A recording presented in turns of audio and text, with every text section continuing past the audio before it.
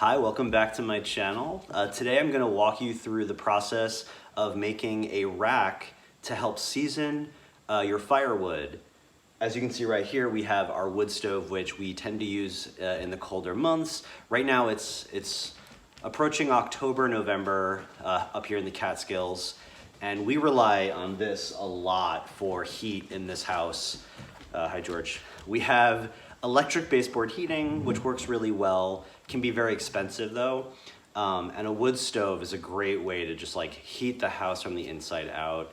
And you can go and buy firewood from like your grocery store or from a gas station and do that as you need. But it's really nice to buy a cord or a face cord of firewood that you could then store outside and season yourself and just have a nice supply to go and grab from to heat your house. So follow along as I make this wood rack.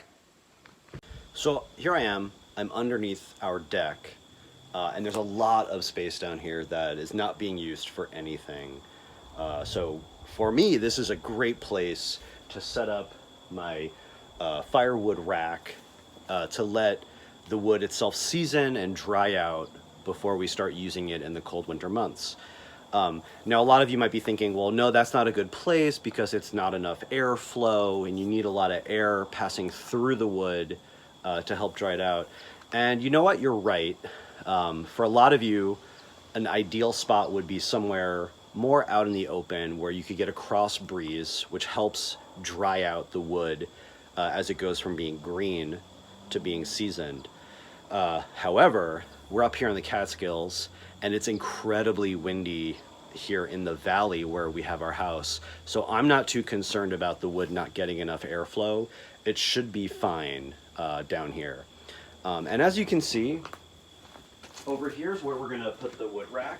There's a bunch of collar ties that are sticking out from the poured cement foundation. And this is gonna be our anchor for the wood rack to be sort of this long to house about 1 cord of firewood. So let's get started.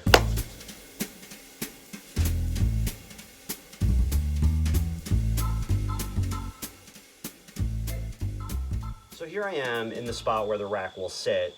And not only do we not want the wood, which is not pressure treated, to just sit right on porous, wet soil, but we also want to level the ground out. So what I'm going to do, and we'll speed through this through a time lapse, I'm going to just shovel out the ground and put these cinder blocks right here and create a level platform for the rack to sit on.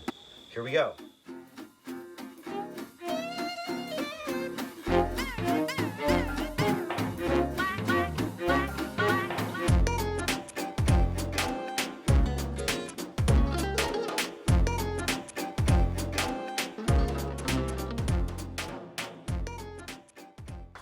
All right, so let's talk about design for this thing. What do I want this to look like? What's the vision?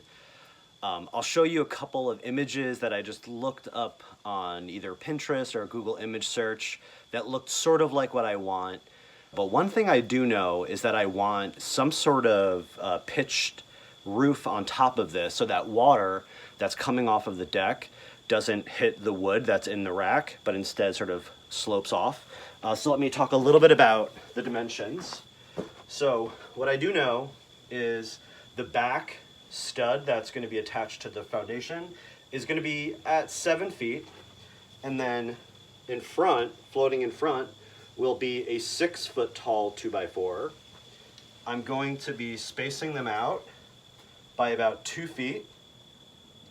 And then up here, where you see that pitch, I'm going to create some sort of roof, and lucky for me, I have some leftover corrugated plastic from another project that I had done on a greenhouse.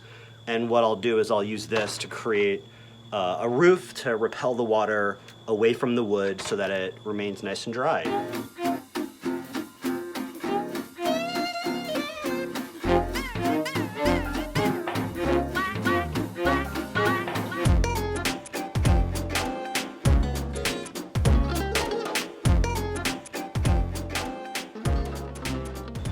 So now that we got both the right and left side of the wood drying rack walls up, the next thing to do is to start addressing the cradle, the floor where the wood will be stacked up on.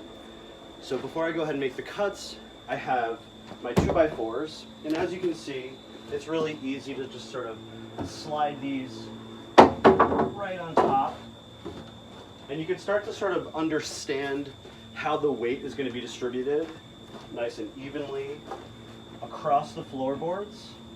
And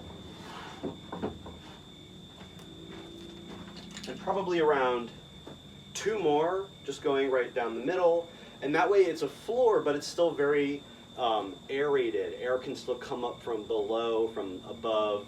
And then the last step, which I'm going to get to eventually, is creating that roof that I mentioned earlier. So let's get cracking on the floor.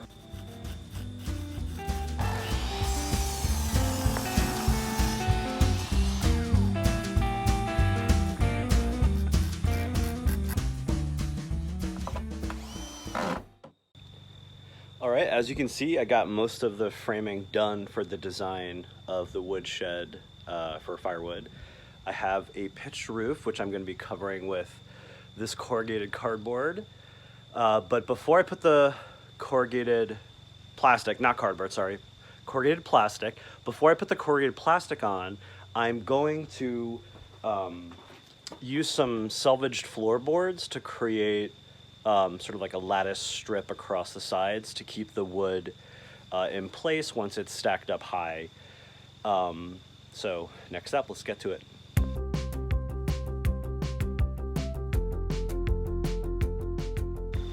So that just about wraps up the design for the Firewood storage rack. You can see it took about 2 to 3 hours, something you could easily do in an afternoon. And the bang for your buck, I mean, putting in a little bit of time, and now I have a safe, dry place for my wood to get seasoned.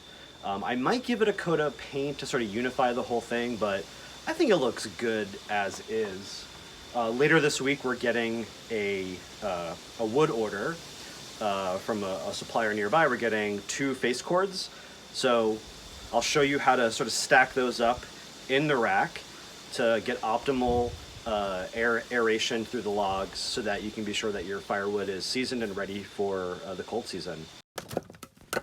And here you can see Ted and his buddy delivering us our 2 face cords of firewood right off of his pickup truck.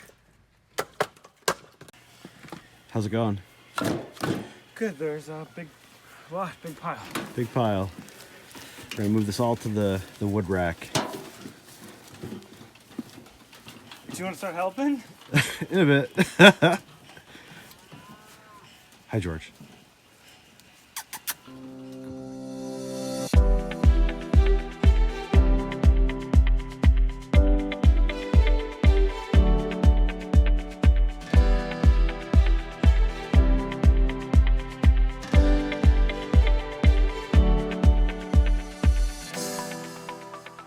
So last night we had 2 face cords delivered to the house. Sort of overestimated how much we needed. As you can see, we filled up not just the full rack, but if I angle the camera here, you can see we have a lot of spillover. I probably could have just done with 1 face cord, but you know, I'm happy that better to have more than less, because we're definitely going to burn through this the firewood. The wood is unseasoned. We sort of got a late start. It's early October, and we contacted a bunch of people who didn't have seasoned firewood, so that's fine. It's unseasoned. But what this means is it'll sit out here in this wood drying rack for 2 to 3 months. Like I said before, it's really, really windy in this area, so I'm hoping that the wood seasons quicker than that. We'll give it a test and see what happens. But by early December, January, this wood should be ready to go on the stove to keep us nice and toasty in the colder winter months. Hope you had a good time enjoying this video. Feel free to comment below. Let me know what you do for your firewood. Don't forget to like, and of course subscribe if you want to get more cool content like this coming up. Thanks a lot. Take care, guys.